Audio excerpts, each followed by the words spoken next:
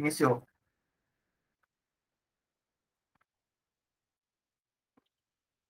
Então, estamos aí iniciando a live. Tá contigo, Neiva. Vamos louvar. Vamos louvar e adorar esse nosso Deus. Amém?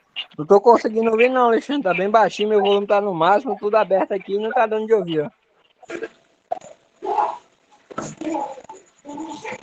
Amém, glória a Deus. Tenta sair e entrar de novo, Rubem.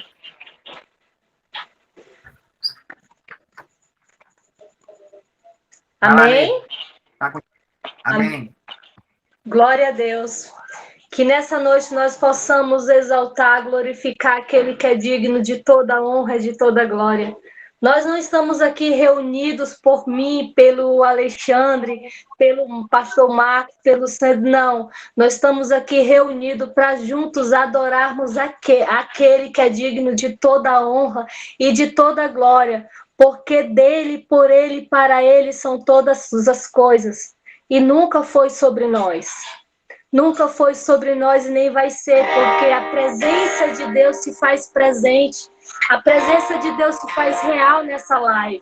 Que o Senhor possa tocar os nossos corações e que nós reconhecemos a nossa necessidade de depender do nosso Pai. Ó profundidade das riquezas,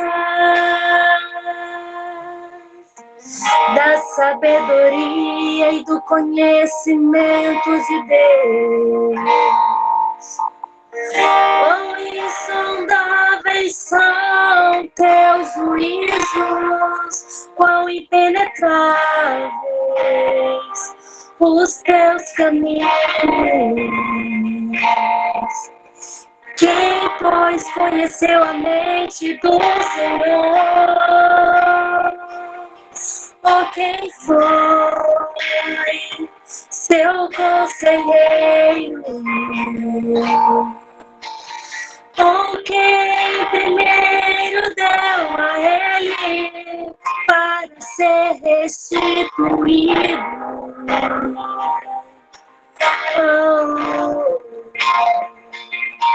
Porque dele, por meio dele, para ele são todas as coisas. Somente para ti, Jesus. Porque dele, por meio dele, para ele são todas as coisas.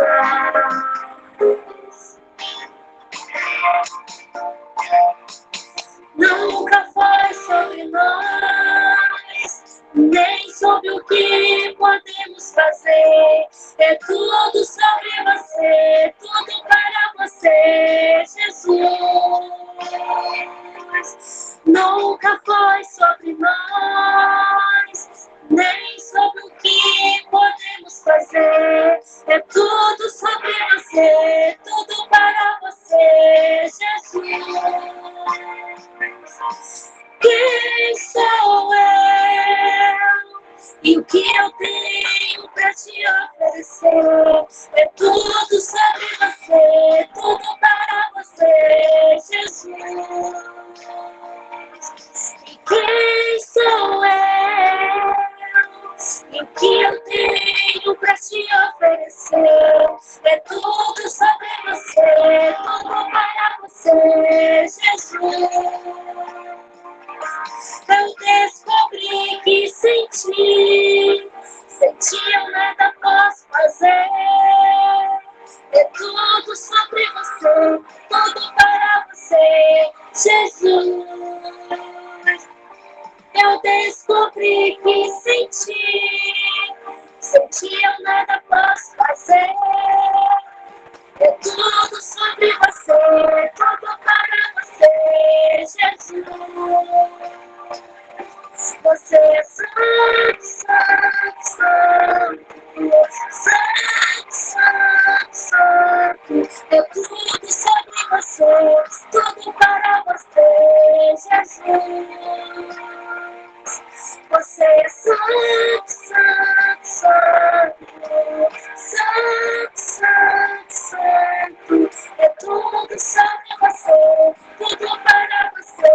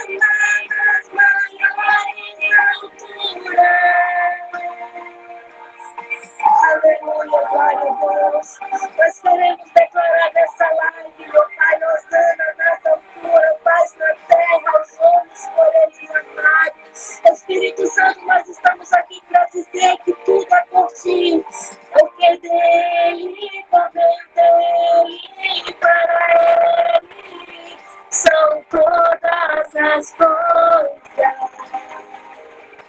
Somente a ti, Senhor.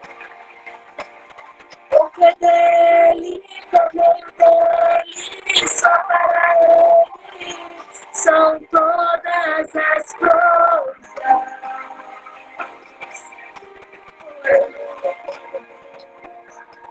Porque dele, por meio dele, só para ele são todas as coisas. A ele, pois, a glória eternamente. Porque dele, por meio dele, só para ele são todas as coisas. Oh, aleluia, glória a Deus. Nunca foi sobre nós. Ainda nesse clima de adoração, que nós possamos nessa noite mergulhar mais profundo no Espírito Santo de Deus, que nós possamos mergulhar ainda mais na intimidade do Espírito Santo. Espírito Santo de Deus, nós estamos aqui reunidos essa noite para engrandecer o teu santo nome e declarar que só tu, Senhor, és Deus para sarar, curar, libertar. Nesse momento, visita a vida de cada família que está presente nessa live, meu Pai, porque nós queremos mergulhar mais em ti, Senhor.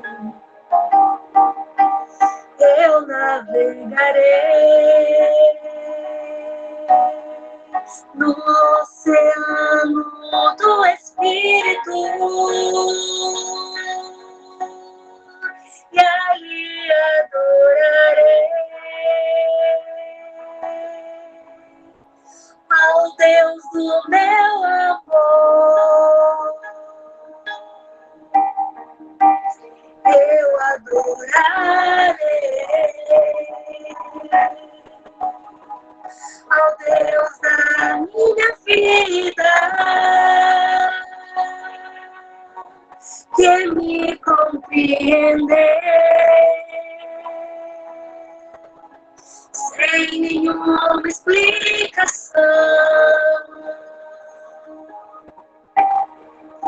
Espírito, Espírito, que desce como fogo.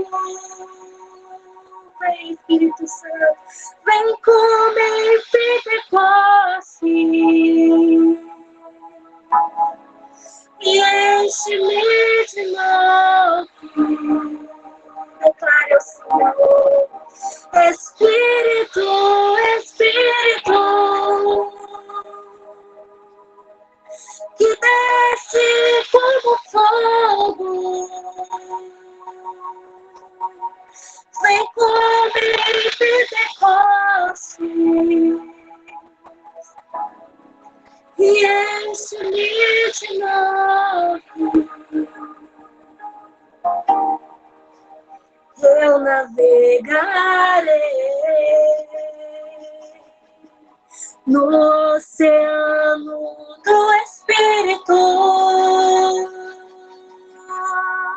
e ali adorarei ao Deus do meu amor. Eu adorarei. Eu adorarei ao Deus da minha vida, que me compreendeu sem nenhuma explicação. Vem, Espírito Santo de Deus, Espírito, Espírito, que desce como fogo,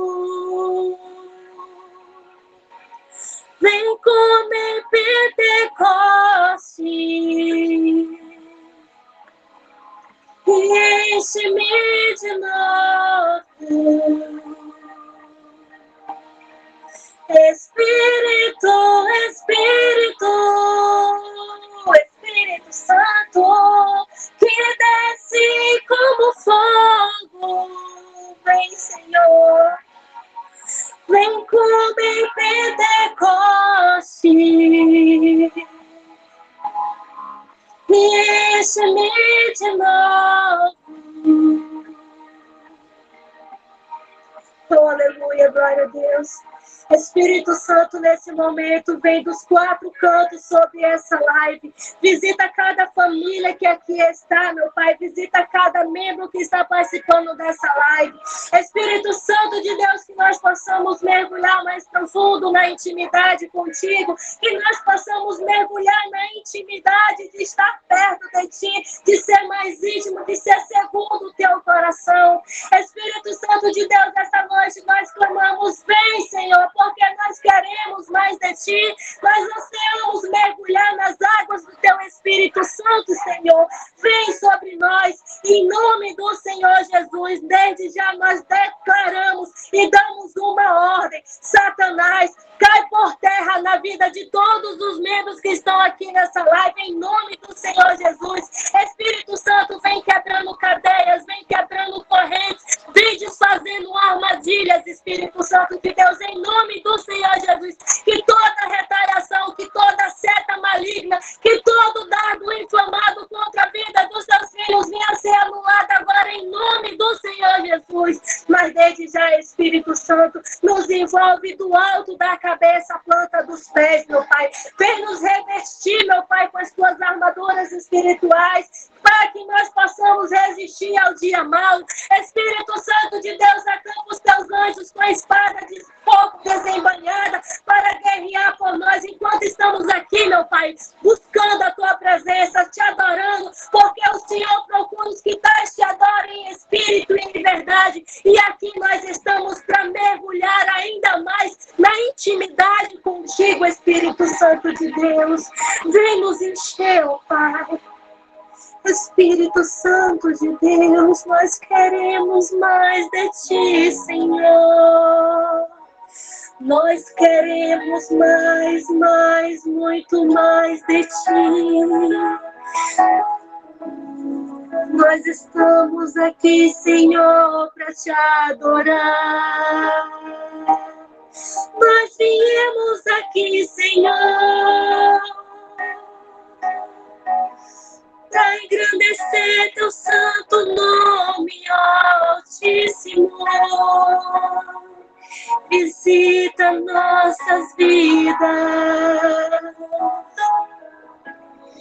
vai tirando a enfermidade, tudo aquilo que não vem de ti, Senhor, nos purifica. Obrigado, Senhor, nós queremos te adorar mais e mais. Que a adoração chegue aos teus ouvidos como oferta agradável, Senhor. Porque nós ansiamos da tua presença, porque não existe lugar melhor do que estar na tua presença com os nossos irmãos. Fica à vontade, Espírito Santo. Fica à vontade, Paizinho querido, porque nós queremos mais de ti, Senhor. Oh, aleluia, glória a Deus. Santo, santo és tu. Muitas das vezes nós passamos por lutas, por provações. Eu, por muito tempo, fiquei sofrendo com cálculo renal, com hidronefrose. E quando eu tive o diagnóstico, eu disse, eu não tenho nada disso. Isso quem está dizendo é os exames, porque a última palavra para mim que vem é do Senhor, meu Deus. E eu passei anos e anos sofrendo com dores renais, com infecção urinária uma atrás da outra. E eu tive, Senhor, uma missão. E, Senhor, como é que eu vou fazer a tua obra sentindo tanta dor? E o Espírito Santo de Deus me disse o seguinte, só faz o que eu te mando, porque quem cuida de ti sou eu. E para honra e glória do Senhor Jesus, tantos pedras que tinha nos meus rins, hidronefrose grau 2, hoje eu fiz mais um exame E toda dor que eu estava sentindo nos últimos dias, desde o dia da missão, foi só para dizer: ei, filha, eu removi todas as pedras dos teus rins, eu restabeleci a tua saúde, porque eu sou o teu Deus. Não temas, porque tudo é passageiro, tudo vai passar. Eu só queria saber até onde ia a tua fé, e tu não deixou de fazer a minha vontade por causa de uma dor. E eu quero te dizer essa noite, haja o que vier, independente das circunstâncias, vai passar toda dor, toda angústia, todo sofrimento, porque aquele que começou a boa obra na tua vida, ele é fiel para cumprir. Oh, aleluia, glória a Deus, santo, santo é o teu santo nome, digno de toda honra. E olha o que o Senhor te diz, que Ele tem uma palavra para você. Não desanime.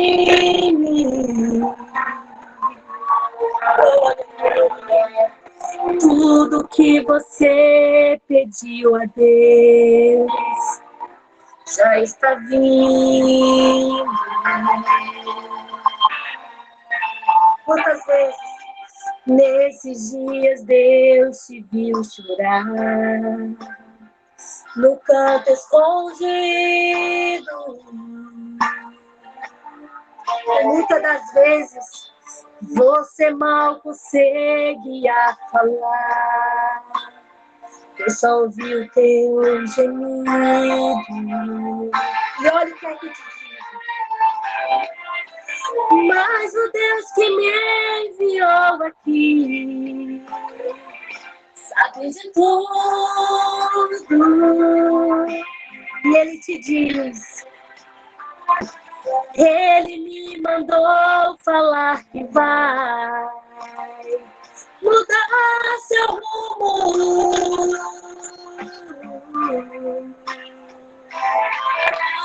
Ele está guiando com fogo a sua alma. Enxugue essas lágrimas do rosto e tenha calma. Sabe por quê? Olha o que o Senhor te diz. Vai passar. Eu sei que essa luta logo vai passar. Tá doendo, mas não vai querer parar. Não deixa a esperança em você morrer. Você precisa crer. Vai chegar a solução para tudo que te aconteceu. Você vai ter de volta o que você perdeu. Só não se desespere, pelo amor de Deus. E essa noite o Espírito Santo de Deus te trouxe a essa live, porque Ele tem uma palavra do trono para a sua vida. Ele tem uma palavra do trono vindo direto para o seu coração. O pastor vai trazer uma palavra de encontro às nossas vidas que vai impactar a nossa história. Porque o Senhor conhece o nosso desejo do coração. O Senhor conhece as nossas necessidades. Por mais que venham as lutas, que venham as frustrações, vai passar. Tão somente creia que Deus é o Deus do impossível e operando, ninguém pode impedir o agir de Deus. E eu profetizo a unção de prosperidade, a unção de cura, a unção de libertação, a unção de avivamento sobre essa live, sobre os membros dos atletas de Cristo, sobre todo aquele que faz a boa obra do Senhor sem reclamar, sem murmurar, sem olhar para trás. E toda dor, com certeza, vai passar. Eu sei que essa luta logo vai passar. Tá doendo, mas não vai querer parar. Não deixe a esperança em você morrer. Você precisa crer. Vai chegar a solução para tudo que te aconteceu. Você vai ter de volta o que você perdeu. Só não se desespere, pelo amor de Deus. Porque tudo vai passar. Que Deus abençoe as nossas vidas, em nome do Senhor Jesus. Amém. Contigo, Alexandre. Amém. Glória a Deus, louvor do trono. Amém. Vou pedir para o Fernando. Fernando, está por aí, Fernando? Cadê o Fernando? Oi, mano. Tô sim. Opa, glória a Deus, mano. Pode orar pelos pedidos de oração? Não, dá sim. Uhum. Deixa eu só abrir aqui, só um minuto. Deixa eu...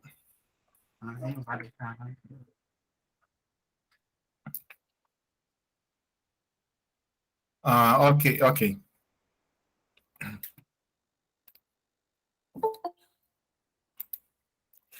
Amém, então. Oremos. Pai, em nome de Jesus, nós usamos esse espírito de adoração, dizendo a Ti, Senhor, que é digno de honra, glória e adoração, Senhor. Nós apresentamos, ó Deus, esse pedido de oração, ó Deus, dos teus filhos, ó Deus do Alexandre, ó Deus da sua família, que só venha, Deus, abençoar a vida deles, continuar abençoando, guardando, debaixo da tua igreja, da tua proteção, Deus, da tua presença. Meu Deus, do seu Aparecido e família também, apresenta a vida deles também, que o Senhor abençoa, ó Deus, a vida deles, continua abençoando, guardando, livrando a Deus de todo mal, Senhor, a família, ó Deus, que é projeto do Senhor, ó Deus, que toda arma forjada, ó Deus, todo levante, ó Deus, do inimigo contra a família do seu Aparecido, do Alexandre, meu Deus, caia por terra em nome de Jesus. Meu Pai, eu apresento a vida também do Marcelo de Andrade, Senhor, problema de retina. Meu Deus, Tu és o Deus que cura, que sara, que restaura, Senhor. Tu, ó Deus, que era o mesmo ontem, que operava milagres, ó Deus, é o mesmo que opera hoje. Nós, em Teu nome, ó Deus, aqui abençoamos a vida do Teu filho, ó Deus, para que, Deus, todo problema na sua retina, ó Deus, seja restaurado, Senhor. Ó Pai, uma vez, ó Deus, um cego chegou até Ti, Senhor, clamando: Jesus, filho de Davi, tem misericórdia de mim, Senhor. E o Senhor chegou a ele, Pai, e perguntou o que queria que ele fizesse a ele. Meu Deus, e ele pediu que, ó Deus, visse, ele chegasse até a vista, ó Deus, ali enxergasse. Ó Deus, o Senhor deu vista a ele, ó. Tu és o mesmo Deus que operou sobre a vida daquele cego, do cego Bartimeu. Opera sobre a vida do Teu filho, ó Deus, o Marcelo, para que eles venham ter, ó Deus, a sua visão restaurada para o louvor da Tua glória, Senhor. Ah, Deus, o Pedrinho, que está com cisto no cérebro, meu Deus. Ó Pai, onde, ó Deus, o homem, ó Deus, a limitação humana, ó Deus, não consegue. Tu és o Deus que opera, ó Deus, da limitação humana, para mostrar que só o Senhor é Deus, o Deus do impossível, o Deus das causas impossíveis, ó Pai. E nós, ó Deus, abençoamos a vida do Pedrinho, para que, ó Deus, esse cisto no seu cérebro, Senhor, ó Pai, ele venha, ó Deus, a ser retirado, ó Deus. Sim, o Senhor pode usar os médicos também como instrumento nas Tuas mãos. Nós, Deus, não negamos, ó Deus, a medicina, ó Deus, porque o Senhor deu conhecimento ao homem para ser usado como tal, mas, Deus, nós cremos ainda nos Teus milagres, nós cremos que podemos, ó Deus, unir a nossa fé pela vida dele, ó Deus, e que esse cisto, ó Deus, ele caia por terra no nome de Jesus. Meu Deus, apresenta a vida do pastor Bill, Senhor. Visita ele, ó Deus, onde quer que ele esteja. Restaura, renova a sua vida espiritual, a sua vida física, o seu vigor físico, meu Deus. Guarda, ó Deus, a vida dele no nome de Jesus. Ao Ailton, Deus, a vida espiritual. Renova a vida dele espiritual, meu Deus, em nome de Jesus, Senhor. Tu conheces o seu deitar e o seu levantar, Senhor. Vai, ó Deus, na sua necessidade agora e restaura, renova a sua vida, meu Deus, no espírito agora, no nome de Jesus, Senhor. Ó Pai, pela sogra do Aldo, Senhor, que está internado no hospital com câncer, meu Deus. Ô Pai, tem misericórdia, Senhor. Visita ela, visita a sogra do Aldo agora, no nome de Jesus. A dona Praxedes, ó Deus. Ó Deus, visita ela nesse leito de hospital agora, Senhor. Meu Pai, visita, Senhor. Usa, ó Deus, teus servos como instrumento nas tuas mãos para ali, Deus, estar, ó Deus, ajudando a tua filha, ó Deus, que ela venha reconhecer que só o Senhor é Deus em sua vida e que Ele pode também, ó Deus, curá-la, restaurá-la, mas o mais importante, que o Senhor pode salvá-la no nome de Jesus, ó Deus, a todos os pedidos de oração. Nós unimos a nossa fé, nós unimos as nossas súplicas de oração agora, em prol de cada um, ó Deus, que colocou o seu nome aqui, Deus. No nome de Jesus, renova, restaura, revigora. Ó Deus, assim, Deus, nós ligamos na terra e no céu a nossa súplica de oração ao Senhor, meu Deus, em nome de Jesus. Amém e amém. A bola é contigo, Alexandre. Se eu passei por ler alguém aqui, eu peço perdão, que eu estava dando uma olhada aqui, tá? Amém, meu irmão, amém. Glória a Deus. Então, nós temos a honra hoje de estar aí para receber a palavra do pastor Marcos Grava, nosso vice-presidente de Atlético de Cristo. Eu vou projetar aqui, pastor. Obrigado, Alexandre. A honra é toda minha. Obrigado, Neiva. Obrigado, meus amigos, irmãos, queridos de todo o estado do Acre, também de outros lugares do Brasil, Paraná, estão conosco nessa noite. O privilégio é todo meu. Meu amigo Sender, que costumava me chamar de presidente, agora o presidente é ele, né? Eu só sou o vice. Mas que alegria estar com vocês. E quando servia como presidente de Atletas de Cristo, de 2013 até 2020, eu sabia que aí no Acre havia um grupo local que pulsava forte pelo ministério, né? E hoje eu vejo como vocês, apesar da distância dos grandes centros, estão sempre, parece que um passo à frente de todos, né? Então, quero parabenizar vocês por mais essa iniciativa. Quando o Alexandre me convidou, prontamente atendi, porque é um privilégio para mim poder estar com vocês, participar, compartilhar.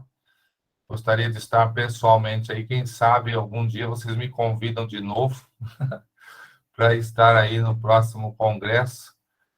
Mas, caso contrário, nos veremos em breve aqui no Sul, em Foz do Iguaçu, no próximo mês de novembro.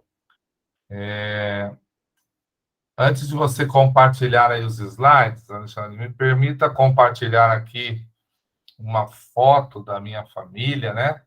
E já que o abençoado presidente Sender falou aí da nossa igreja, então deixa eu mostrar também a nossa igreja. Obrigado. Quero compartilhar então aqui uma foto do nosso ministério.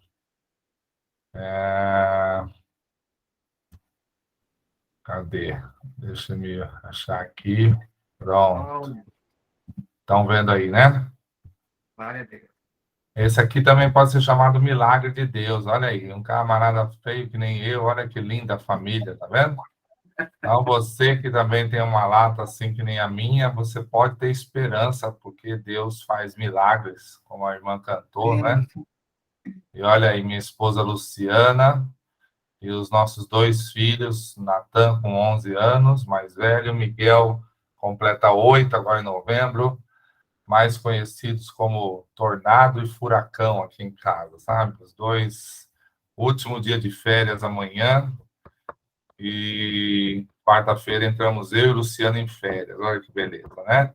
Então, louvado seja Deus, nossos 2 filhos, herança do Senhor, uma bênção, amam estar na igreja, e espero que, assim como seus pais, se tornem também missionários e sirvam o Senhor por toda a sua vida. Por falar em igreja, essa é a primeira igreja batista de Santo André. Aí uma foto panorâmica, uma igreja que nasceu há 82 anos atrás. No dia 27 de julho passado, quarta-feira, completamos 82 anos. Você deve saber, primeira igreja batista, por conta de ter sido, de fato, organizada em primeiro lugar na cidade.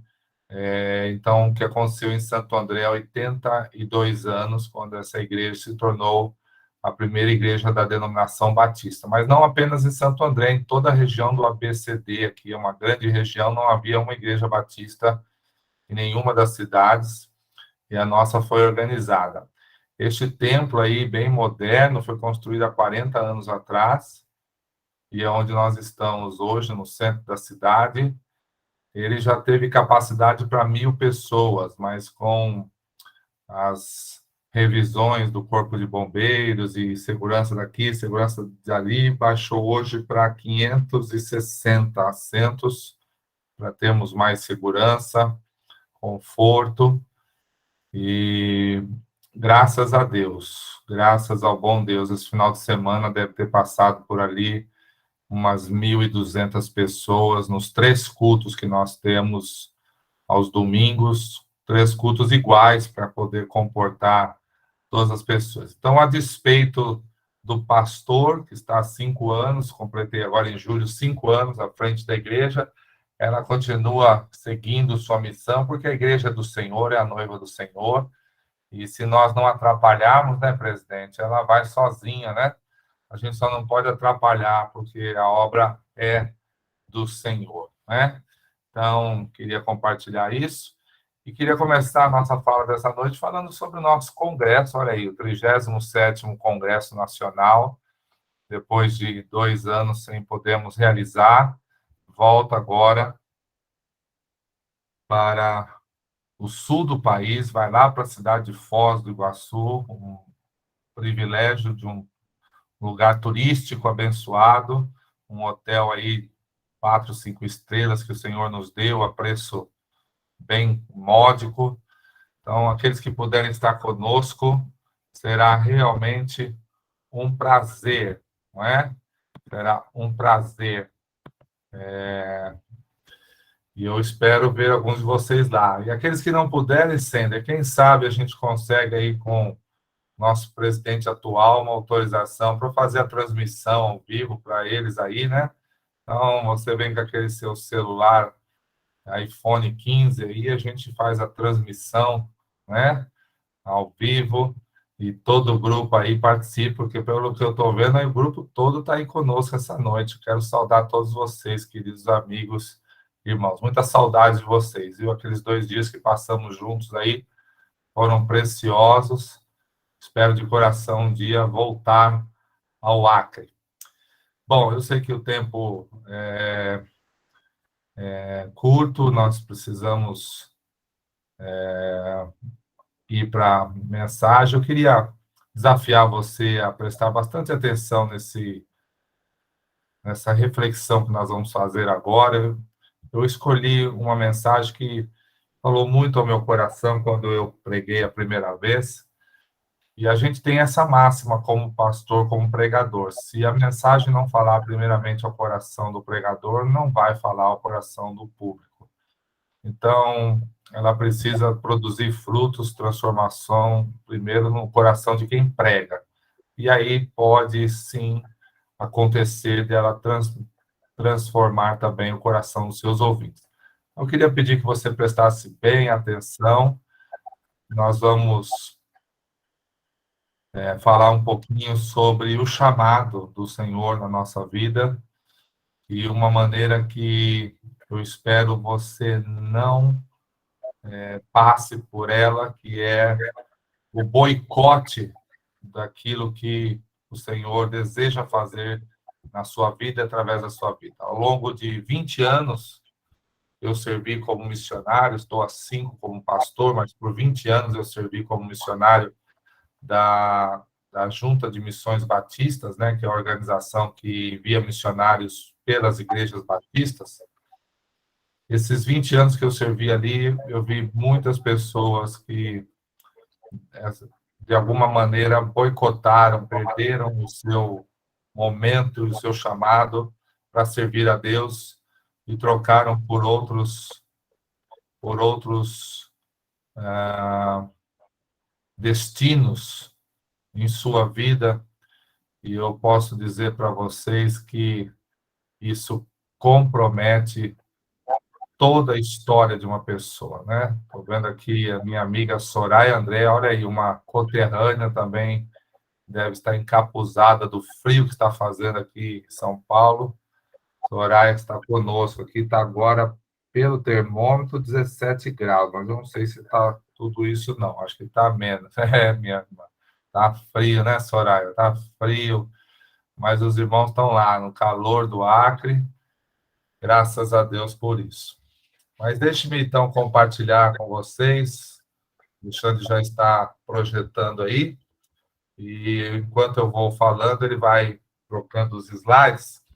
Mas eu quero começar com essa primeira frase, que diz assim: a grande comissão nos chama a fazer discípulos de todas as nações. O foco central é fazer seguidores maduros de Cristo, não simplesmente convertidos. Isto requer líderes igualmente maduros, cheios de humildade e graça, e servindo por longos períodos de tempo. Vocês sabem que Atletas de Cristo existe oficialmente há 38 anos. Há 41, em dezembro, completamos 41 anos que, de fato, foi criado o ministério. Mas oficialmente registrado, são 38 anos, agora em fevereiro passado. E há quase 40 anos, então, Atletas de Cristo vem formando líderes. Eu sou um fruto desse ministério. Se hoje eu sou pastor de uma igreja com 1.600 membros e mantém 87 missionários no campo, é por causa de Atletas de Cristo. A visão de Atletas de Cristo dá certo, e eu sou um testemunho disso. Testemunho vivo de alguém que se converteu com esse ministério. Foi uma carta que Atletas de Cristo enviou para minha casa nos anos 80, ainda quando se mandava cartas para Caixa Postal número tal, lembra disso? Caixa Postal número tal. E eu, então, recebi uma carta, resposta de Atletas de Cristo, dizendo que para eu me converter a Jesus, eu precisava entregar a minha vida e declarar como meu salvador pessoal. E eu fiz aquilo sozinho num quarto. E pouco tempo depois eu estava nesta igreja que hoje eu sou pastor, ou seja, Atletas de Cristo me conduziu a Cristo, e Cristo me conduziu à primeira igreja batista de Santo André, e me fez dela seu pastor 30 e poucos anos depois. Você quer mais prova do que esse ministério funciona? Pegar alguém não convertido no mundo, aos 20 e poucos anos de idade, e torná-lo o pastor da igreja, e ele foi discipulado, batizado. Então, esta organização, como uma das orações que nós ouvimos aí, nós sabemos que ela realmente nasceu no coração de Deus, porque o fruto, diz a palavra do Senhor, pelo fruto conhecereis. E o fruto de Atletas de Cristo está aí. Diversos pastores missionários formados a partir desse ministério, que se converteram através dele e hoje são líderes em suas denominações. Então, esse é o meu caso. E o nosso congresso desse ano vai falar um pouco também sobre essa preparação de líderes, porque nós queremos desenvolver, como essa frase que está aí no slide, líderes maduros, não é? Porque sem líderes maduros, nós não teremos uma igreja madura. O grande problema da igreja brasileira hoje, meus irmãos, não é falta de recursos, não é falta de pessoas, não é falta de liberdade, não é falta de qualquer outra coisa a não ser de líderes maduros. Nós precisamos de líderes maduros, pastores, líderes que estejam realmente capacitados para liderar suas igrejas e levar as pessoas à maturidade em Cristo. Quando isso acontecer, nós vamos ser, de fato, um grande potencial para o mundo inteiro, porque a igreja brasileira, ela tem tudo para ser uma igreja que vai transformar o mundo através de seus missionários. Mas nós precisamos fazer a nossa parte. E começa pela edificação dos líderes. Capacitação, líderes maduros, líderes que saibam formar outros líderes, formar pessoas em Cristo. E eu queria começar esta mensagem, essa reflexão, contando a história de alguém que tentou fugir desse chamado, e boicotou aquilo que Deus queria fazer através da sua vida. E esse alguém você sabe muito bem quem é, seu nome é Jonas, também conhecido como profeta fujão. E nós vamos conhecer um pouco da história deste homem. Foi chamado por Deus para uma missão muito, muito, muito importante. Vocês vão ver os detalhes aqui de quão importante era a missão que Deus entregou nas mãos de Jonas, mas ele fez tudo para boicotá-lo. E nós vamos ver o que aconteceu no final dessa história. Eu quero ler, então, um texto para vocês. Se você está com a sua Bíblia, queria muito que você acompanhasse. Eu vou ler na Nova Versão Internacional. Inclusive, está projetando aí na tela. Mas você pode ler na sua versão, que às vezes um termo ou outro se diferencia, e é bom a gente olhar, assim, uma outra tradução e entender melhor o que a Bíblia está nos dizendo. Vou ler aqui a partir do verso 1, capítulo 4 de Jonas, verso 1. Diz assim: Jonas, porém, ficou profundamente descontente com isso e enfureceu-se. Ele orou ao Senhor: Senhor, não foi isso que eu disse quando ainda estava em casa? Foi por isso que eu me apressei em fugir para Tarsis. Eu sabia que tu és Deus misericordioso e compassivo, muito paciente, cheio de amor, e que prometes castigar, mas depois te arrependes. Agora, Senhor, tira a minha vida, eu imploro, porque para mim é melhor morrer do que viver.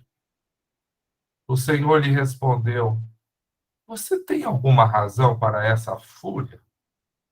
Jonas saiu e sentou-se num lugar a leste da cidade. Ali construiu para si um abrigo, sentou-se à sua sombra e esperou para ver o que aconteceria com a cidade. Então, o Senhor Deus fez crescer uma planta sobre Jonas, para dar sombra à sua cabeça e livrá-lo do calor, o que deu grande alegria a Jonas. Mas na madrugada do dia seguinte, Deus mandou uma lagarta atacar a planta e ela secou-se. Ao nascer do sol, Deus trouxe um vento oriental muito quente e o sol bateu na cabeça de Jonas ao ponto de ele quase desmaiar. Com isso, ele desejou morrer e disse, pela segunda vez: Para mim seria melhor morrer do que viver. Mas Deus disse a Jonas, pela segunda vez: Você tem alguma razão para estar tão furioso por causa da planta? Respondeu ele: Sim, tenho. E estou furioso ao ponto de quase, ou melhor, de querer morrer. Muito bem, meus irmãos. Interessante essa história, né? E quando a gente vai lendo, a gente vai percebendo ainda cada vez mais profundamente como a tolice de uma pessoa pode chegar ao extremo, né? Mas vamos passar aqui pelo pano de fundo, né? Assim nós chamamos o contexto, para nós entendermos melhor um pouquinho qual era a realidade naquele período em que essa história se dá, para a gente entender mesmo por que isso acontece, né? Um texto ele se torna mais claro para ser compreendido, entendido e aplicado na nossa vida quando a gente conhece o todo, né? Por que ele foi escrito, qual era o momento da história, o que estava acontecendo. Então vamos entender um pouquinho aí por esse slide que já está na tela. Bom, podemos chamar o livro de Jonas, apesar de pequeno, 4 capítulos curtos, um dos livros, se não o livro mais missiológico do Antigo Testamento. Ou seja, de todos os 39 livros do Antigo Testamento, provavelmente o livro de Jonas é o livro que mais aborda um projeto missionário de Deus. E esse livro é um ótimo texto para uma reflexão pessoal, um autoexame da nossa vocação. Então, você que está me ouvindo agora, através desse estudo, nós vamos poder refletir sobre como está a nossa vocação em Deus e a resposta que nós estamos dando ao chamado do Senhor. Vamos pensar que Jonas teria vivido por volta de 760 anos antes de Cristo. Então, nós estamos falando de quase 8 séculos antes do nascimento do Senhor. Esse homem é tão importante para a história bíblica, preste atenção, que ele foi o primeiro profeta hebreu a pregar para os gentios. Olha que coisa.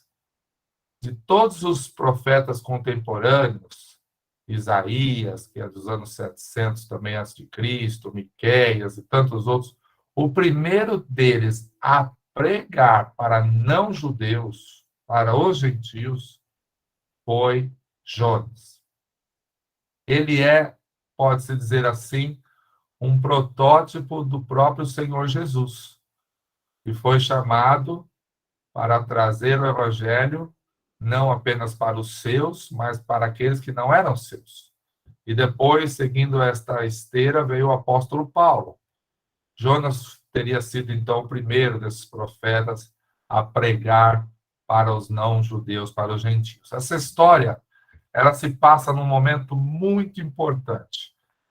Aconteceu cerca de 30, talvez 40 anos antes do grande império da Síria, talvez o mais poderoso daquela época, antes da Síria conquistar o Reino do Norte. Você sabe que nessa época os dois reinos estavam divididos, né? Depois que Salomão deixou o poder, seu filho assumiu, logo depois os reinos se dividiram entre Reino do Sul, que era chamado de Judá, capital Jerusalém, ali ficaram 2 tribos, e as outras 10 tribos formaram um Reino do Norte, conhecido como Israel, e a capital Samaria. Esse Reino do Norte seria conquistado, ou foi conquistado, por volta de 30 a 40 anos depois desta história de Jonas. Ou seja, a Síria, que é para onde Deus havia enviado ele a pregar para os ninivitas, era uma região extremamente poderosa, militarmente, financeiramente poderosa. E ele acontece, então, cerca de 3 a 4 décadas antes do Império Assírio ter conquistado Israel, o Reino do Norte. Alguns autores tratam essa história de Jonas como se fosse uma alegoria. E ela não teria acontecido por volta de 760. Segundo esses autores, ela teria acontecido por volta do ano 430 a.C. E talvez, então, escrita por Neemias, que foi quem viveu nesta época. Neemias, Esdras, um deles teria escrito isso. Quem defende essa posição, como sendo um texto alegórico, ou seja, ele não é real, ele não seria real, diz que a história de Jonas tem a seguinte comparação, a seguinte relação. Jonas seria comparado com a nação de Israel. Então, o profeta Jonas, quem defende essa posição, defende que Jonas seria o equivalente à nação de Israel. Então, alguém desobediente à vontade de Deus. Deus mandou ele ir para tal lugar e ele quis ir para outro lugar. Então, Jonas equivale à nação de Israel, certo? O mar onde Jonas entrou no barco a caminho de Tarsis seriam os gentios, o povo gentil. O peixe que o engoliu seria o grande império da Babilônia, porque quem acredita nisso pensa que foi escrito por volta do ano 430, que é quando a Babilônia dominava aquela região. E os 3 dias que Jonas passou na boca ou na barriga do peixe teria sido o tempo que Israel ficou no cativeiro. Então, quem defende essa posição alegórica do livro de Jonas, entende que Jonas significa o povo de Israel, o mar para onde ele fugiu era os gentios, o peixe que o engoliu seria a grande Babilônia, dominadora Babilônia, o Império Babilônico, e os 3 dias que ele ficou ali preso seria o tempo do cativeiro. Então, Israel ficaria no cativeiro por um período, engolido pela Babilônia, até o momento em que Deus o libertaria, quando o peixe vomitou Jonas naquela praia. Não é? E que o mar para onde ele estava se refugiando seria exatamente os gentios ou aqueles que não são judeus. Mas eu e muitos outros autores não concordamos, eu não sou autor, né? Eu e muitos outros leitores, estudiosos, não concordamos. Para mim, essa é uma história real, por mais incrível que ela pareça, e ela seria real por essas 2 comprovações que eu vou mostrar a vocês. A primeira é porque o texto é citado lá em 2º livro de Reis. Se você for lá no 2º livro de Reis, no capítulo 14, você vai ver uma menção feita a Jonas por Samuel, não é? Quem provavelmente escreveu o 2º livro de Reis, Samuel, ou talvez outro autor. Ele então faria essa menção, não é? A respeito de Jonas. Provavelmente não foi Samuel, não. Agora, o texto que mais comprova que esse livro existe, de fato, e não foi uma história alegórica, é a menção feita pelo próprio Senhor Jesus. Olha lá em Mateus 12, versos 39 a 41, quando alguns pedem a Jesus um sinal, e ele diz: nenhum sinal será dado a não ser o sinal de Jonas, que por 3 dias permaneceu no ventre do peixe. O Senhor estava dizendo a respeito de Jonas o que iria acontecer a respeito dele próprio, que ele ficaria 3 dias sepultado e ao 3º dia, então, ele seria ressuscitado. Então, o próprio Jesus, ou seja, o Deus encarnado, menciona Jonas como uma história real. Por isso é que nós acreditamos que ela, de fato, é literal, aconteceu assim mesmo. Mas vamos seguir em frente, não é? Essa mensagem do livro de Jonas, nós podemos encontrar o centro dela lá no capítulo 1. Se você está com uma Bíblia aí, pode ir lá no verso 9 do capítulo 1. O centro da mensagem do livro de Jonas está exatamente aqui.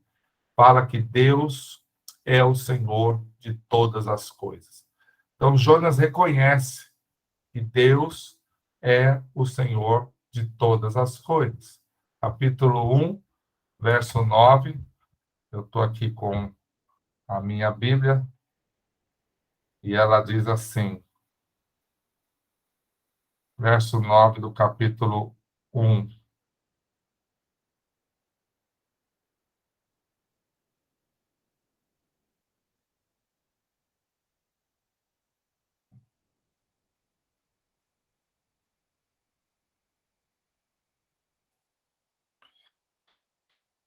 Eu sou hebreu, respondeu Jonas, e adoro o Senhor, o Deus do céu, que fez o mar e a terra. Então, Jonas aqui testemunha para os marinheiros que ele serve ao Senhor, que é o Deus criador de todas as coisas. E esse Deus criador de todas as coisas não apenas criou, mas sustenta e governa todas as coisas. E ele tem toda a autoridade sobre a minha vida, sobre a sua vida, sobre todo o universo. Como nós ouvimos aí também em uma das orações, não é?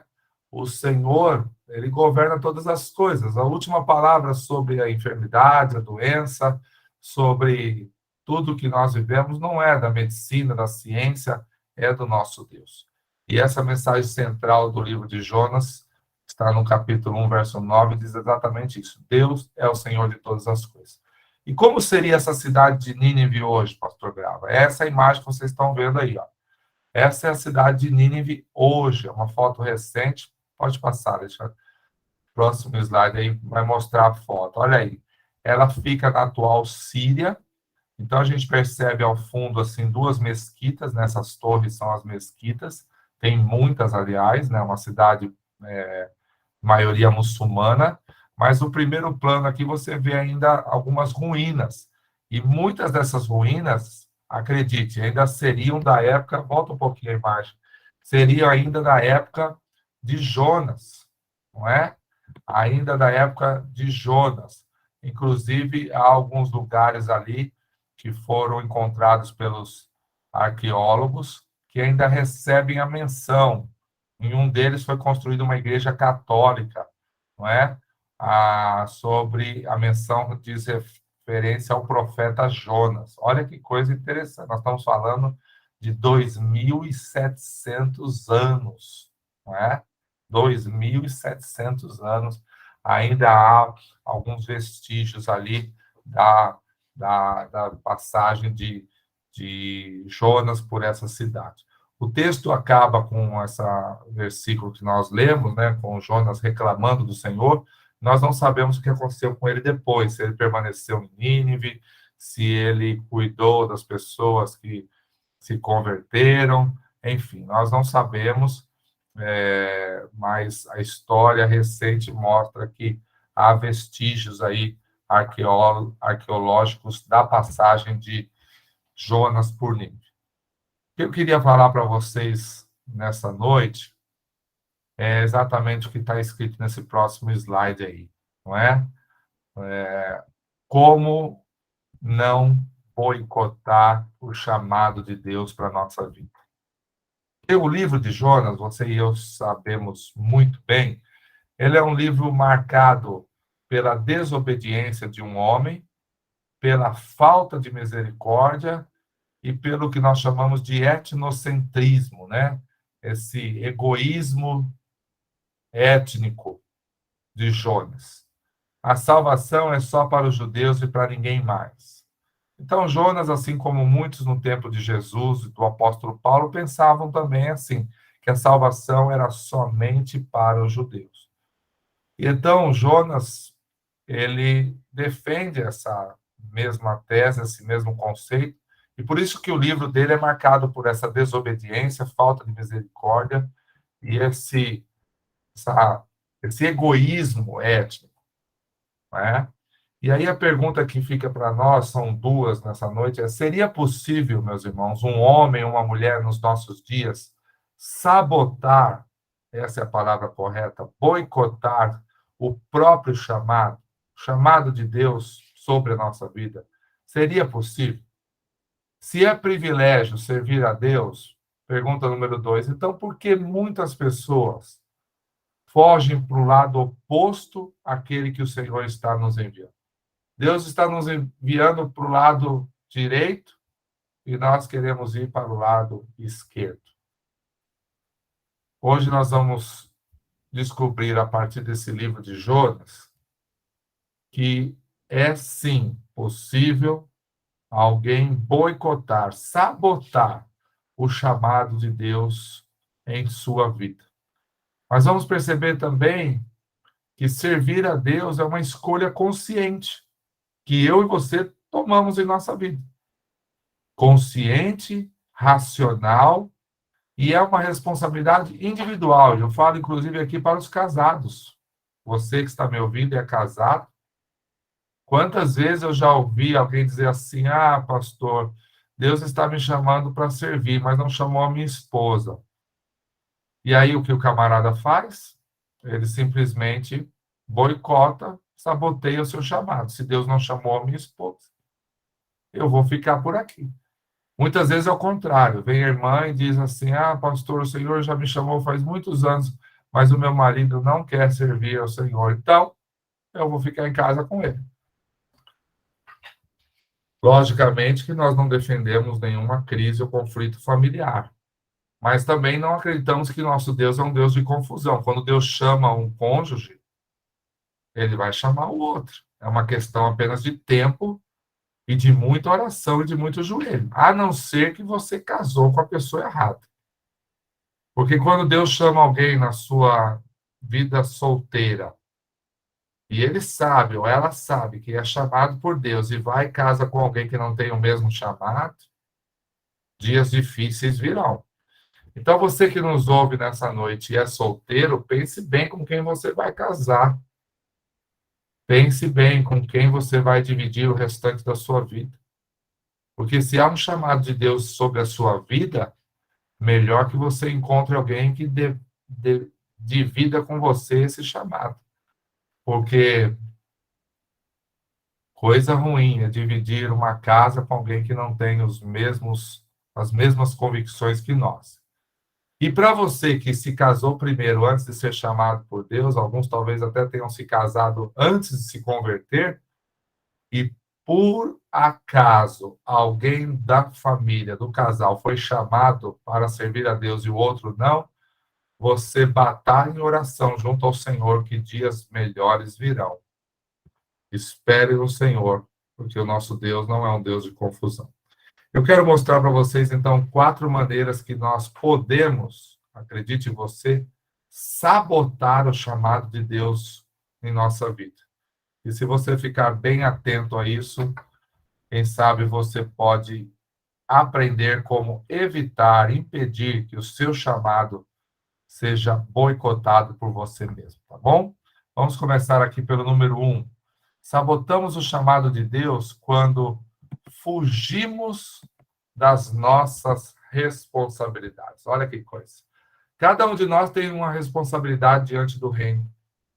E muitas vezes pessoas fogem das suas responsabilidades por diferentes razões. Ah, isso que Deus está pedindo para eu fazer é muito difícil, eu não tenho capacidade. 2, isso que o Senhor está pedindo para eu fazer não dá visibilidade. As pessoas têm dificuldade para admitir isso, não é? Mas lá no fundo do coração eles pensam, isso não dá muita visibilidade. Não é que nem cantar lá no louvor ou pregar. Isso é um serviço que ninguém vai saber, ninguém vai me agradecer, ninguém vai me honrar por isso. 3, eu não vou abrir mão do meu emprego, do meu trabalho, para fazer esse trabalho para o Senhor, porque isso não vai me sustentar. E são diversos motivos porque as pessoas fogem às suas responsabilidades. Jonas também fugiu a dele. Ele tinha uma missão divina, e olha que a missão era uma sublime missão. Ele foi chamado por Deus para nada menos que levar a mensagem de julgamento de Deus à capital do maior inimigo de Israel naquela época. Nós estamos falando da toda-poderosa Assíria, aquele que dominava boa parte do mundo conhecido. Nínive era a capital do reino da Síria. E Jonas tinha sido chamado por Deus com o privilégio, a honra de ir até lá e pregar o evangelho para ninguém menos que o povo inimigo de Israel. Acredita-se que na cidade de Nínive, naquela época, viviam cerca de 120 mil pessoas. Eu não sei quantas pessoas vivem aí em Rio Branco, mas vocês devem comparar, né? 120 mil pessoas viviam em Nínive.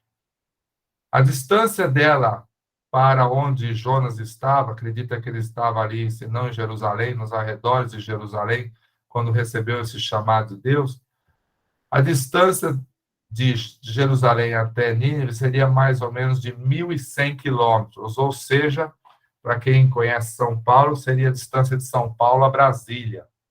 Não é perto, não. Tá? Não é tão perto assim, não.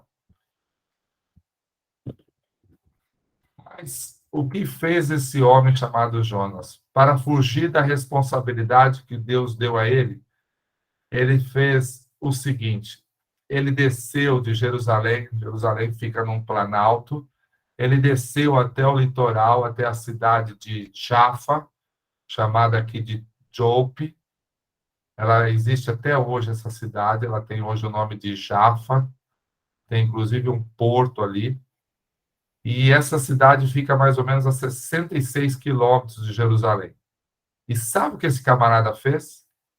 Ao invés de viajar 1.100 quilômetros para Nínive, ele pegou um navio, um barco, para ir até a cidade de Tarsis, o ponto geográfico mais distante que era conhecido na época.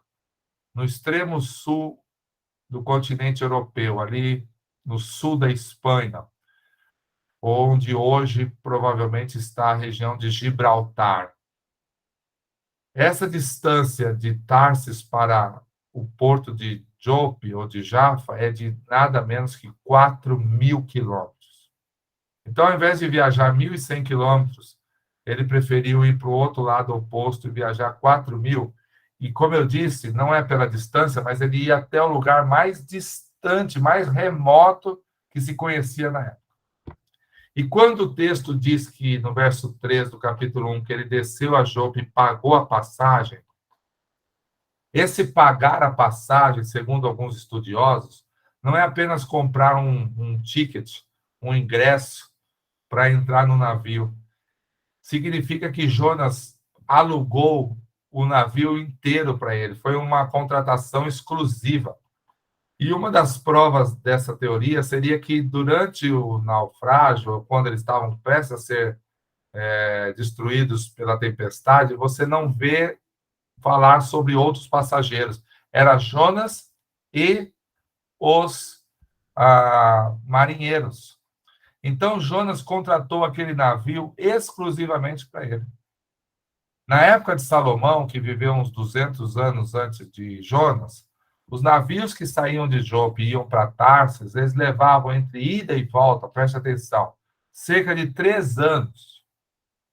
Eles saíam em direção a Tarsis, levavam mantimentos, ficavam nos portos por algum período, enchiam de mantimentos e voltavam. E esta ida e volta levava em torno de 3 anos.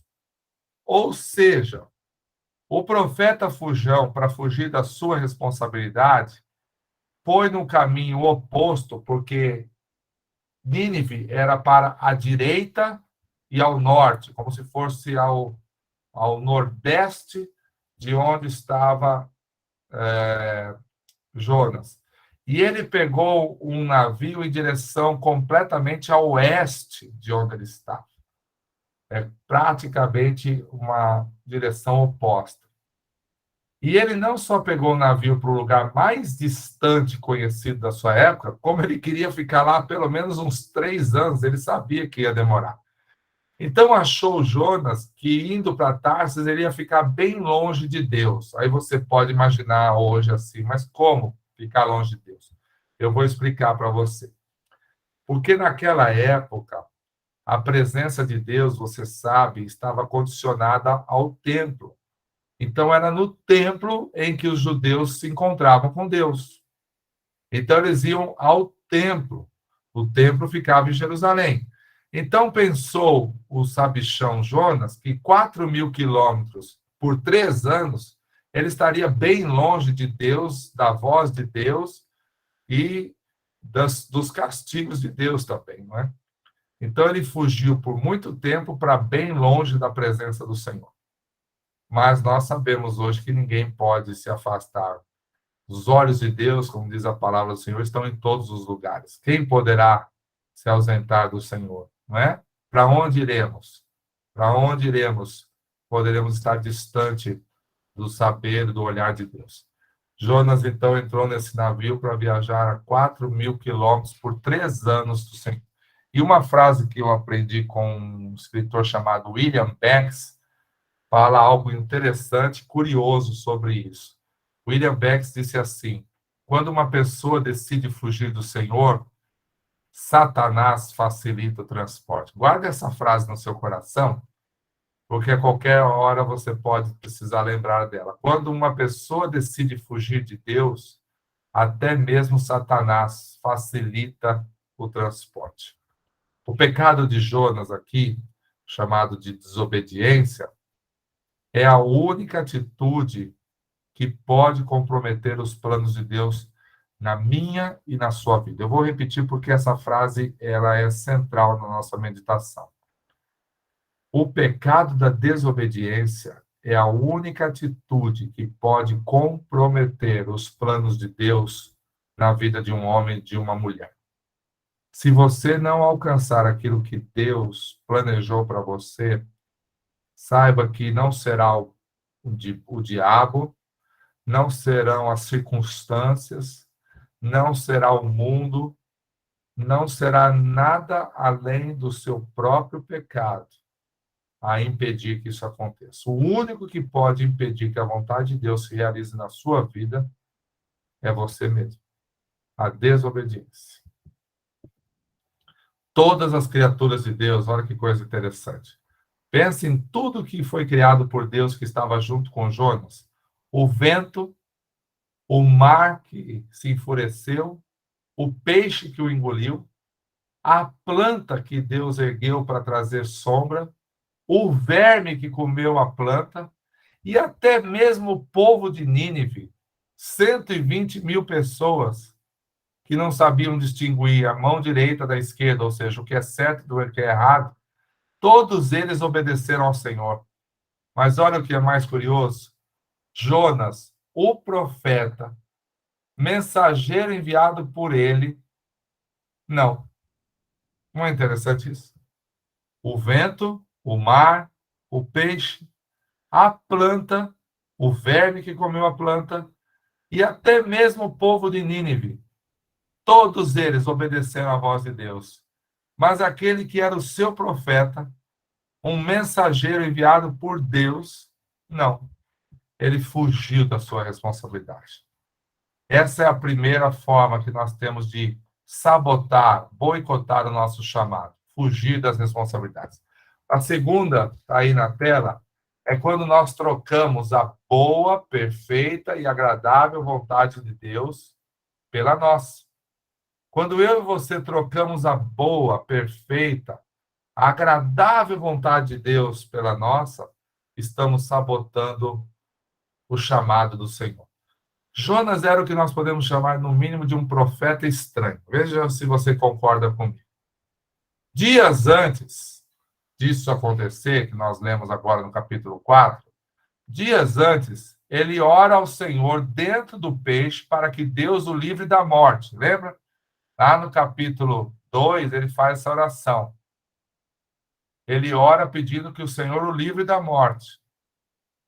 Mas agora ele está pedindo ao Senhor que lhe tire a vida por 2 vezes. Veja se não é quase um comportamento bipolar desse camarada. Aqui em São Paulo, presidente Sena, a gente diria que ele é um verdadeiro palmeirense. Eu não sei como é que vocês diriam aí. Mas aqui a gente diria, eu como bom corintiano, e amanhã tem Corinthians e Flamengo, né? Eu diria que esse camarada é no mínimo um palmeirense. Porque olha se não é estranho.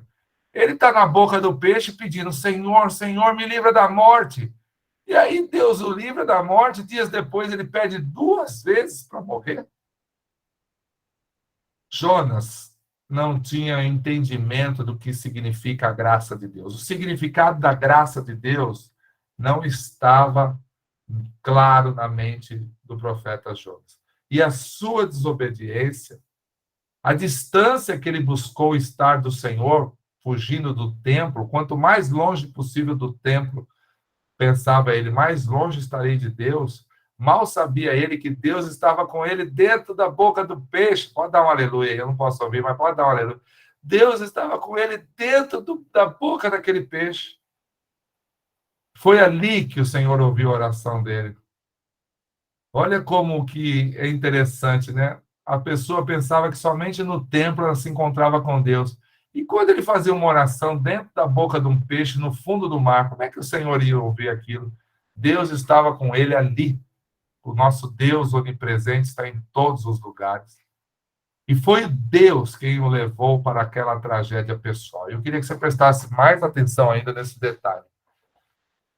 É Deus, muitas vezes, que nos conduz a algumas tragédias pessoais para nos ensinar, para abrir os nossos olhos, para nos fazer entender o que Deus está querendo fazer na nossa vida. Isso acontece muitas vezes por conta da nossa desobediência, do nosso pecado.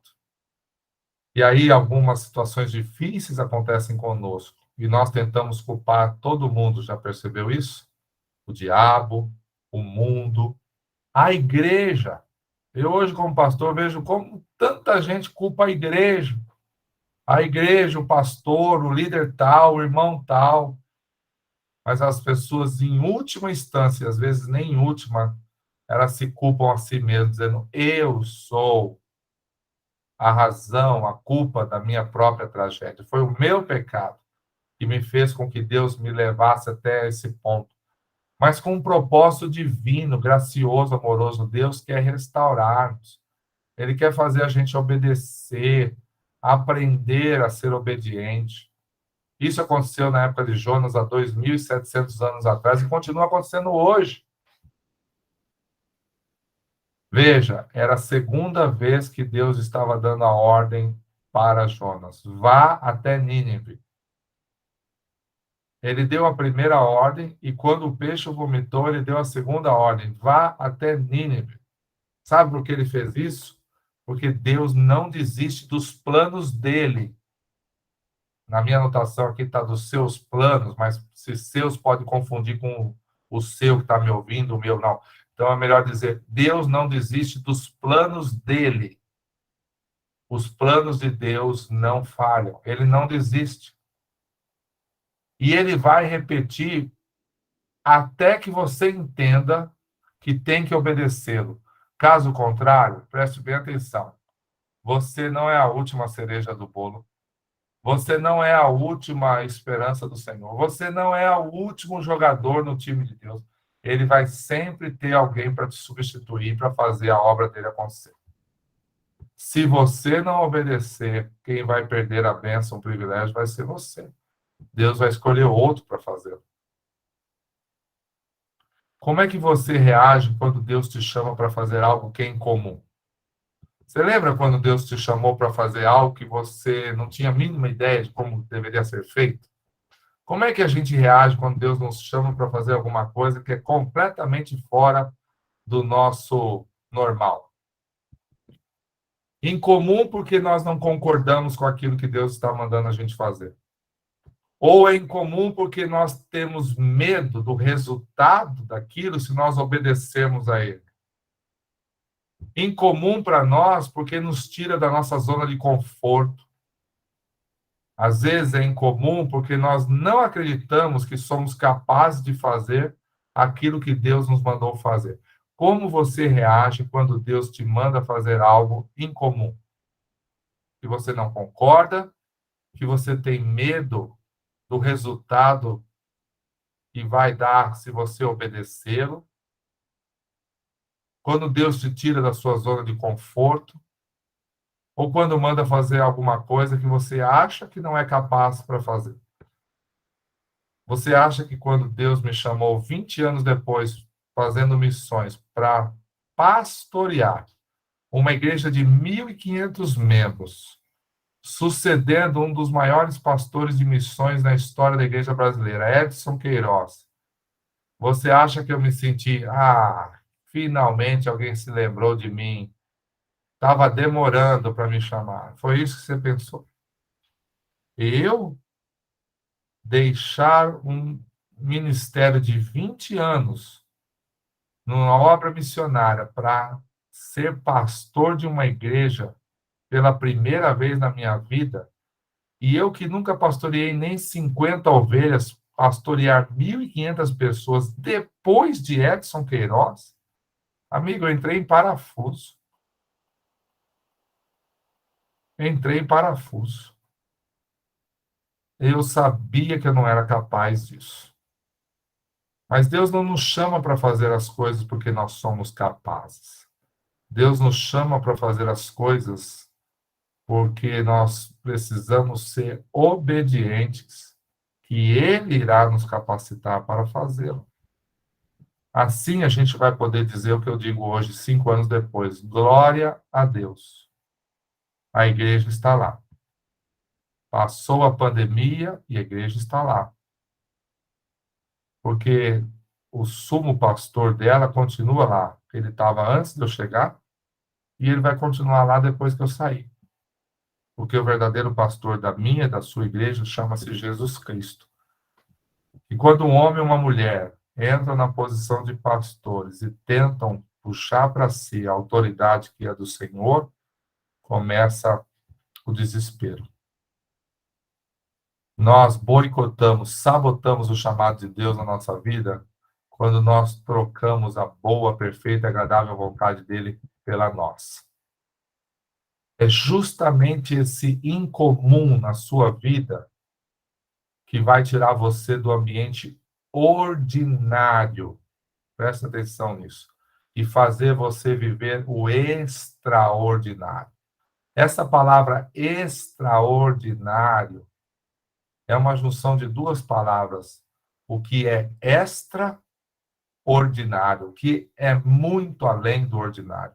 Se você quer viver o extraordinário na sua vida, você precisa estar pronto para fazer algo que é incomum quando Deus te chamar para você sair do seu ambiente ordinário. Terceiro, nós sabotamos o chamado de Deus quando nós rejeitamos a compaixão, rejeitamos a misericórdia divina.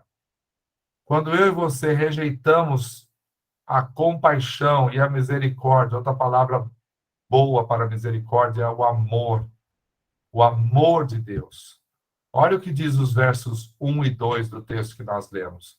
Jonas, porém, ficou profundamente descontente com isso e enfureceu-se. E ele orou ao Senhor: Senhor, não foi isso que eu disse quando ainda estava em casa? Foi por isso que me apressei em fugir para Tarsis. Eu sabia que tu és Deus misericordioso e compassivo, muito paciente, cheio de amor, e que prometes castigar, mas depois te arrependes. Pelo menos Jonas sabia que Deus era tudo isso, né? O que ele não sabia e não queria acreditar é que esse amor de Deus por ele, pelo povo dele, era também por todos os povos da terra, de todas as gerações. Deus amou o mundo de tal maneira que nos deu Jesus Cristo. É o mundo inteiro, em todas as gerações. Quando o livro de Jonas anuncia o juízo contra uma nação iníqua, ele termina com a demonstração de misericórdia e compaixão de Deus. O livro começa anunciando 40 dias e o juízo de Deus virá sobre Nínive, mas termina demonstrando o amor, a misericórdia, a compaixão do Senhor. E só quando Jonas finalmente cumpre a vontade de Deus, ele então se revolta com essa misericórdia manifestada sobre um povo estrangeiro. Quando ele cumpre a vontade de Deus, ele se revolta. Como, Deus, você pode ser misericordioso com esse povo que tem massacrado o meu povo, tem matado as nossas mulheres, arrancado as crianças de seus ventres com a espada? Como você pode ser misericordioso com um povo tão iníquo? Como, Deus, você pode amar os russos que invadiram a Ucrânia? Como, Deus, você pode amar o Talibã que está expulsando os afegãos? Como, Deus, você pode amar o presidente da Coreia do Norte que persegue os cristãos até a morte? Essa é a pergunta que muitas vezes nós fazemos. Você gosta de jogo de palavras? Vou dar mais um trocadilho aqui. Deus deu 40 dias para o povo de Nínive se arrepender. Essa era a mensagem de Jonas, lembra? 40 dias e o juízo de Deus virá. 40 dias e o juízo de Deus virá. Ele saiu anunciando pela cidade. Deus deu 40 dias para o povo de Nínive se arrepender. Mas olha que curioso. Jonas deu 40 dias para Deus mudar de ideia e destruir a cidade. Deus deu 40 dias para o povo se arrepender, se converter dos seus maus caminhos.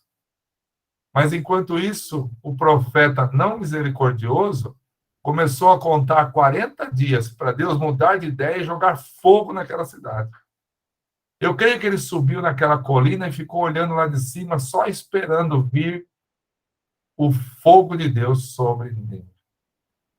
Não sabia Jonas que o amor de Deus é universal. Ele é um amor por todos os povos. Não adianta você, eu ou qualquer outro crente querer determinar quem é digno, quem é alvo, quem é merecedor da salvação ou não. Tem muita gente que quer fazer isso, né? Ele se converteu e aí ele sai pela rua dizendo aquele sim, aquele não, aquele sim, aquele não. E ele sai condenando alguns ao inferno e outros ao céu. Isso chama-se etnocentrismo, é uma espécie de racismo, é um egoísmo étnico. O meu povo merece a salvação, o seu não. E as pessoas ficam determinando quem deve ser alvo da graça de Deus e quem não deve. Quarto e último, sabotamos o chamado de Deus, quando, além de fugir das nossas responsabilidades, além de trocar a vontade de Deus, a boa, perfeita e agradável vontade do Senhor pela nossa, quando rejeitamos que nosso Deus é um Deus compassivo, misericordioso, por último, quando nós duvidamos da soberania de Deus.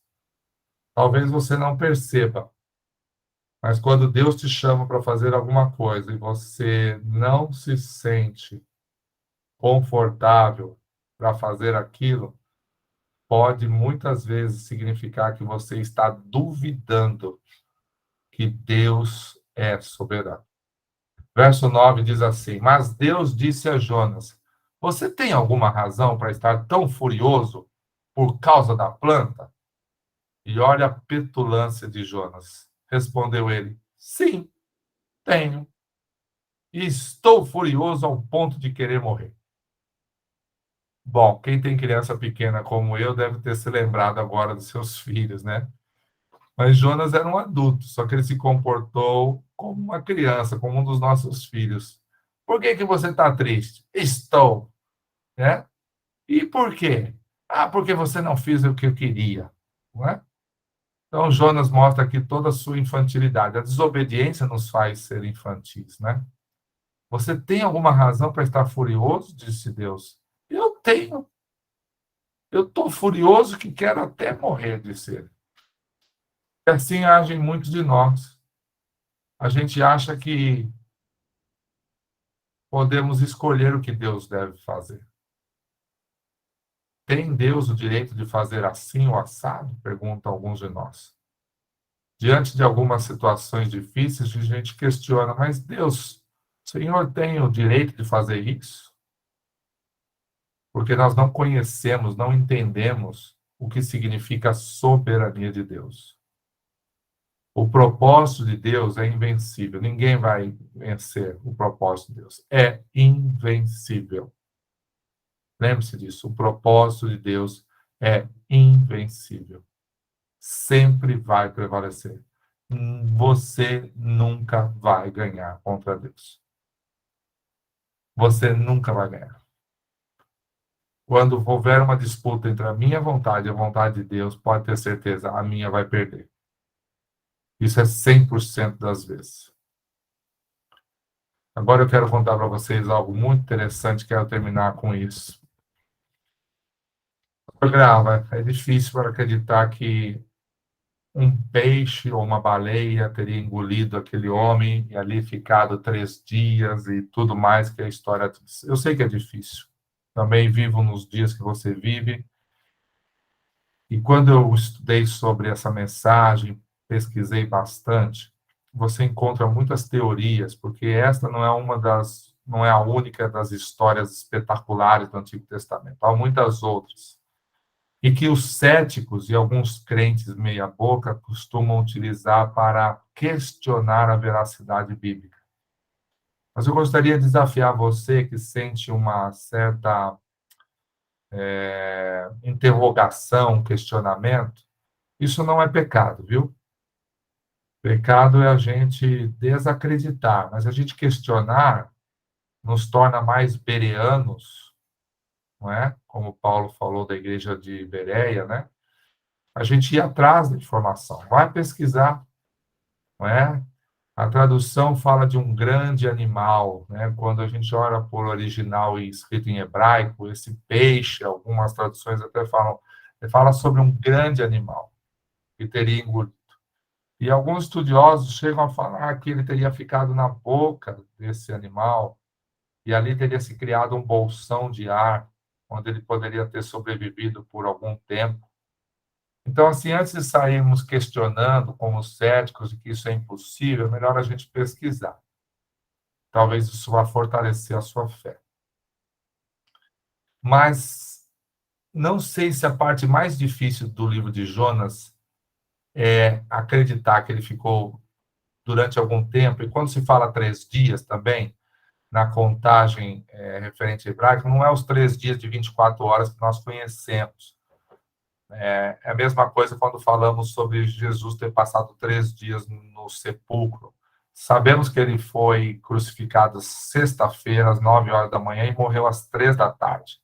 E domingo pela manhã, ou seja, menos de 48 horas depois, ele já estava ressurreto. Então, a contagem dos dias e noites é feita de maneira diferente. Mas, ainda que fossem poucas horas, é difícil acreditar para algumas pessoas que vivemos hoje nessa história de Jonas no ventre, na barriga, ou mesmo na boca desse animal. Mas talvez para alguns seja mais difícil acreditar que ele percorreu uma cidade que levava-se 3 dias para percorrer. Ele percorreu em apenas um dia. Um dia. E 120 mil pessoas promulgaram, junto com o seu rei, um grande avivamento. Houve um grande avivamento, porque eles promulgaram um arrependimento nacional, um jejum nacional, se vestiram de pano de saco. O próprio rei sentou sobre cinzas, que era sinal de profundo arrependimento, quebrantamento. Então, para alguns, talvez a parte mais difícil de acreditar é que uma cidade inteira tenha se arrependido, 120 mil pessoas, de ninguém menos que a nação inimiga de Israel. Para vocês terem uma ideia, eu faço a comparação de Jonas entrando em Nínive com um soldado ucraniano entrando nas linhas russas, desarmado, e gritando para eles: rendam-se, ou nós vamos destruir vocês. Você pode imaginar isso? Ou imagine um soldado de um país da América Central, América Latina, entrando nos Estados Unidos e dizendo para as Forças Armadas americanas: rendam-se, ou vocês serão destruídos, desarmados. Essa é mais ou menos a situação que estava Jonas, entrando em Nínive e gritando para 120 mil pessoas do país, do povo que 40 ou 50, 30, 40 anos depois iria invadir Israel. E essa invasão de Israel era para punir Israel pelos seus pecados, assim como a Babilônia, você sabe, foi usada por Deus para punir Judá dos seus pecados. E o Senhor chama Nabucodonosor de meu servo, assim como chama Ciro também. Às vezes me perguntam perto das eleições, me perdoe abrir esses parênteses, estamos perto de uma agora, mas, pastor, nós temos mesmo que orar pelas autoridades corruptas?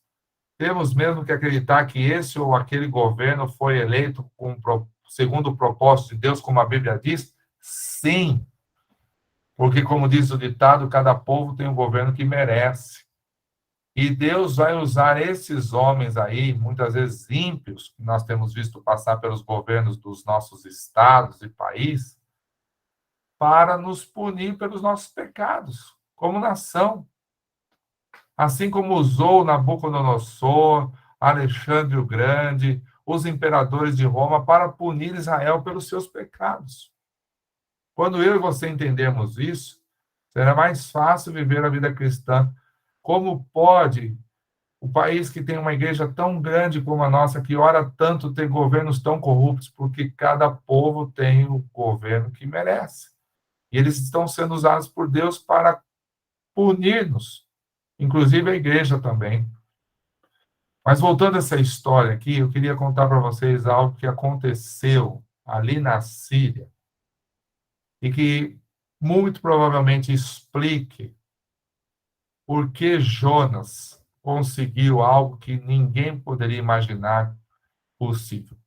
Correndo pelas ruas de Nínive, anunciando 40 dias, e o Senhor irá punir essa cidade. E o povo se arrepender do rei ao mais simples cidadão daquela cidade. Todos se converteram ao Senhor. As pesquisas mostram que isso aconteceu por volta de 740, 750 anos antes de Cristo, não é? 765 anos antes de Cristo, ou seja, alguns anos antes de Jonas passar por lá, teria acontecido em Nínive, isso faz parte da história, uma grande epidemia que teria levado a vida de muitas pessoas. Uma grande epidemia teria assolado aquela cidade. 765 a.C. 2 anos depois, 763, um grande eclipse, um eclipse do Sol, eclipse total do Sol, teria acontecido também naquela região. E 4 anos depois disso, em 759, uma segunda epidemia teria assolado a cidade de Nínive. Ou seja, em 6 anos, 2 epidemias e um eclipse total do Sol teria vindo sobre um povo, uma nação, que costumava, sem o conhecimento que nós temos hoje, atrelar estas situações ao julgamento divino. Esses eventos eram considerados eventos de julgamento divino. Uma epidemia total, olha, uma epidemia mortal 2 vezes e uma eclipse total do Sol teria preparado o coração do povo para a mensagem de Jonas. Você consegue entender como Deus é soberano? Percebe? Quando Deus chama Jonas e manda para lá, ele já tinha preparado o ambiente para aquilo. Poucos anos antes de Jonas chegar em Nínive, 2 epidemias e uma eclipse total haviam passado, assolado aquela região. E isso teria feito com que o povo percebesse que algo divino estava acontecendo. Quando ele passa correndo pelas ruas com má vontade, gritando: arrependam-se, porque o juízo de Deus virá em 40 dias, o povo já estava com o coração bem preparado. E por isso a mensagem caiu naquele terreno como um solo fértil. Por isso é que nós dizemos: Deus é soberano, Ele é o Senhor da seara. Ele é aquele que chama e envia quem Ele deseja. E para concluir, primeiro, a obra de Deus é feita, será feita, a despeito de mim, de você e das nossas imperfeições. Eu e você temos uma escolha: participar do privilégio de estar junto com Deus naquilo que Ele está fazendo, ou ficar fora daquilo que Ele está realizando. Mas uma coisa é certa: a obra dele será feita. Levariam 3 dias para Jonas percorrer a cidade, como eu falei. De uma ponta a outra, ela tem 97 quilômetros. Você pode pensar em 97 quilômetros. Na época do Senhor, costumávamos mensurar que um homem andava a pé cerca de 30, 35 quilômetros, dependendo aí da região e da saúde da pessoa, 30 a 35 quilômetros por dia. Levaria 3 dias para ele percorrer essa cidade. Ele percorreu em uma, saiu correndo. Saiu correndo. Isso mostra para nós que o poder de convencimento de alguém para Cristo não está no nosso argumento. Não é a maneira como você evangeliza que vai decidir se uma pessoa se converte ou não, mas é a graça de Deus.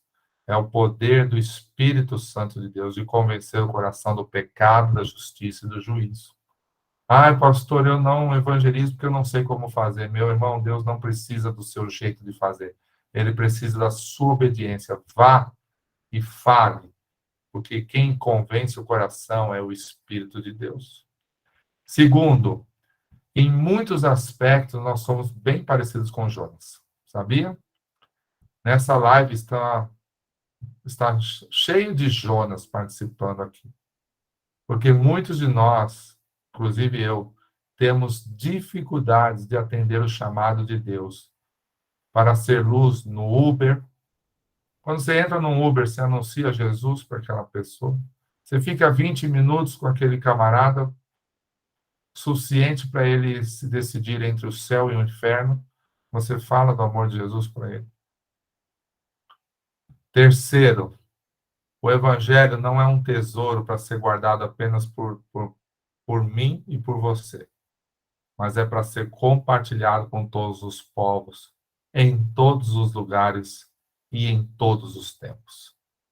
Jonas foi o primeiro, depois vieram outros, até nós entendermos que o evangelho não é exclusivo para um povozinho, para uma igrejazinha, para uma cidadezinha, para uma famíliazinha.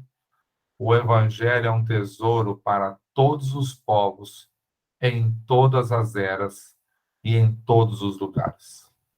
E quarto, o livro de Jonas termina com uma afirmação de Deus e uma indagação, uma pergunta que Deus faz a Jonas, e vale para mim e para você também hoje. Mas disse o Senhor, verso 10, você, Jonas, tem pena dessa planta, embora não a tenha podado nem a feito crescer? Ela nasceu numa noite e numa noite morreu. Contudo, Nínive tem mais de 120 mil pessoas que não sabem distinguir o certo do errado, ou seja, a mão direita da esquerda, além de muitos rebanhos, animais. Não deveria eu ter pena dessa grande cidade? Essa mensagem que eu queria compartilhar com vocês, já pedindo perdão aí pelo tempo, né, presidente? Mas vai dar a palavra para um missionário, sabe o que acontece. Não saboteie o chamado de Deus na sua vida. O Senhor, quando salvou você, Ele não te salvou apenas para ter uma vida cristã boa, agradável, para ser um filho, uma filha do rei. Deus não chamou a gente só para isso. Ele nos salvou também para isso, mas para principalmente sermos porta-vozes dessa mensagem para outras pessoas. Não saboteie o chamado de Deus para a sua vida. E que Deus te abençoe muito. Amém, pastor. Glória a Deus. Palavra do trono. Todos aqui aprendendo uma aula, né? Como o Sender escreveu aí, está sendo gravado aí, a gente pode voltar, reassistir, né? Porque foi tremendo, né? Sender, quer falar alguma coisa? Amém, Alexandre. É apenas agradecer mesmo a aula, né? O pastor Marcos Grava, muito sábio, né? Nos trouxe um ensino aí. Eu vou ter que assistir umas 2 vezes, 3 vezes para pegar todos os conceitos aí. Mas ainda bem que vai dar tempo de anotar. Essa primeira só foi de ouvir, mas como ficou gravada para a gente anotar. Mas muito sábio, pastor, sua palavra. E realmente entender o chamado para que nós fomos chamados realmente, né? Para qual missão, para qual propósito, é algo que, de fato, nós temos que compreender. E, de fato, nós temos que entender que nós temos um Deus que é soberano, que nos garante, se assim, Ele realmente nos convocar, e não. Então, que Deus abençoe sua vida, cada dia mais, seu ministério, sua família. Uma honra demais tê-lo conosco em 2019 e em 2022, mesmo que virtual, mas também ter a sua presença. E muito obrigado pelo carinho que o senhor tem pelo nosso grupo local, desde sempre, desde do ano que nós fomos ao Congresso no Rio de Janeiro, eu, Fernando e Rômulo, com a missão de conversar com o senhor para pedir a sua bênção, para sairmos do Ministério Atletas de Cristo. Para aquelas pessoas que não sabem essa história, eu, Fernando e o Rômulo, a gente foi ao Congresso no Rio para conversar com o pastor Marcos Grava, e a gente estava com algumas ideias e essas ideias elas não estavam encaixando, e nós No último minuto do congresso, chamamos o pastor Grava para conversar e pedimos a bênção do pastor para sair do Ministério dos Atletas de Cristo. O pastor Grava era o presidente. O pastor Grava, meu irmão, você tá ficando louco, como é que eu vou fazer um negócio desse? O pastor Grava, em 10 minutos, desarmou a minha opinião, a opinião do Fernando, a opinião do Rômulo. Sabe que nós tínhamos formado há 2 a 3 meses, através de conversas, em 10 minutos, o pastor, sabe, com as palavras sábias, nos desarmou. E desde então, graças a Deus, o nosso ministério ele só tem crescido. E o Ministério Atletas de Cristo, para a honra e glória do Senhor Jesus, ele tem crescido e abençoado muitas pessoas. Então, E é um modelo para o país inteiro, viu, Sandra? Seu grupo é um modelo para todo o país. Amém, pastor, amém. E eu sonho muito ainda naquela ideia de replicar nos outros grupos locais o campus de futebol, né, que é uma das nossas inovações aqui do nosso grupo. Eu sonho muito ainda em ter essa conversa com o Limpatinho, com o senhor, depois da gente pensar em levar isso também aos outros estados, mas muito obrigado mesmo. Eu tenho um imenso carinho, sabe, pelo senhor, e quando for a São Paulo, ou se eu for a Foz do Iguaçu, vou levar o seu doce de cupuaçu, não se preocupe não, viu? Show de bola, obrigado. Deus abençoe muito vocês, viu, querido? Foi um prazer estar com vocês essa noite. Amém, glória a Deus. Hoje nós vamos estar encerrando, né? Que já avançamos um pouquinho do horário. Hoje, geralmente a gente tem uma resenha, mas hoje nós não vamos ter resenha, né? E aí eu vou estar orando para encerrar essa reunião maravilhosa. Agradecer muito o pastor Grava, confessar para ele que eu consegui o contato dele e falei com ele assim, meio com vergonha, meio com medo. Mas para a honra e glória do Senhor, ele aceitou de primeira e aí nos abençoou com essa palavra aí maravilhosa, tá? Muito obrigado aí, pastor Grava. Mais uma vez, um prazer estar contigo, né? Eu já conheço o pastor Grava presencialmente, já fui 2 vezes. Uma no retiro dos atletas lá em Santo André, né? E a outra foi presencialmente aqui em Rio Branco. Ele esteve com a gente na nossa conferência, faltou a palavra. Mas amém. Vamos orar? Senhor, meu Deus, Pai, Senhor Deus, como é bom estar contigo, como é bom estar compartilhando da tua palavra, como é bom estar alimentando o nosso espírito com a tua palavra, Senhor. Muito obrigado, Pai, por tudo que tu disseste aos nossos corações, Senhor. Muito obrigado, Senhor Deus, por nos mostrar como temos boicotado, Senhor Deus, o nosso chamado. Como não temos, Senhor Deus, atendido como tu mereces, Pai. Porque por mais que os nossos esforços, nós nunca vamos conseguir atingir aquilo que tu mereces. Porque tu é merecedor de toda honra e toda glória, Senhor. Porque, como o pastor disse, tudo é para ti, Senhor. Senhor, abençoa cada vez mais a vida do pastor Marcos Grava, Senhor. A vida da Neiva, que esteve louvando para nós hoje, que está comigo na condução das lives esse mês. Abençoa, Senhor, o nosso presidente, o nosso líder local do Grupo de Atletas de Cristo, Sender. Dá para ele, Senhor Deus, um renovo espiritual, porque não é fácil ser líder, né, pastor? O pastor Marcos Grava que eu diga.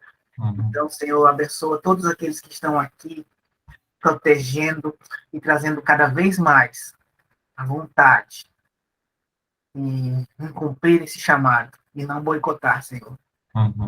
Dá aquele puxão de orelha, Pai, na gente, quando a gente estiver querendo boicotar e cuidar. Amém? Muito obrigado a todos. E segunda-feira que vem tem mais. Todos estão já convidados.